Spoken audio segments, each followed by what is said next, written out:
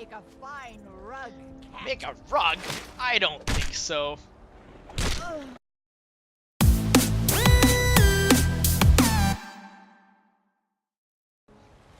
Do you too want to know how you can wreck fools in Skyrim with nothing but your fists? Well, you too can be a Khajiit warrior. All you need to do is follow a few quick, simple steps. Number 1, be a Khajiit. Male or female, it doesn't matter. Be whoever you want to be. Step number 2, you need to get yourself some badass gauntlets. I'm talking Dragonbone, heavy armor. Level up that heavy armor skill.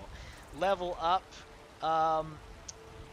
your enchanting and smithing ability is very important in order to make the best armor possible. So let's go take a look at that armor. So you see here, you got some legendary gauntlets with unarmed strike bonus, 7 damage. You can get that higher. This is not the highest in this configuration, so you can be even stronger than this. You can fight dragons with this. You can fight trolls and giants and pretty much anything. I've fought everything as unarmed. It is very doable, even though you'll notice it is not a skill. In terms of the heavy armor, it's very important. You want to max out Juggernaut. You want to work your way up to Fist of Steel. Unarmed attacks with heavy armor gauntlets do extra damage. So what this is going to do is it's going to take the armor rating of your gauntlets, it's going to apply it to your fists, and you're going to punch with the strength of the armor of your gauntlets. How awesome is that? These other perks are great.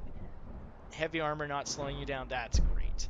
Matching set, you want to max out this heavy armor all the way to the top. I still need to do Juggernaut here, and it looks like I actually have one. Why don't we apply it right now? Here we go. Juggernaut, 5 out of 5. Now we've gone through this whole set here, and another really nice one to get for the unarmed warrior is Reflect Blows. 10% chance to reflect melee damage back to the enemy by wearing all heavy armor, head, chest, hands, and feet. Remember all of those. Anyways, the reason I was telling you to be a Khajiit, I'm going to show you that right now. So we go down to active effects, and you're going to see claws. Khajiit claws do 12 points of damage. And that's a bigger bonus than you get just by having the unarmed trait or magical imbuement on your gauntlets. Now, how did I get Dragonplate gauntlets with unarmed strikes do additional 7 damage? Well, you have to go find some gauntlets that do have a similar effect, but you know they're going to be like iron or something like that. You gotta scour Skyrim to go get that.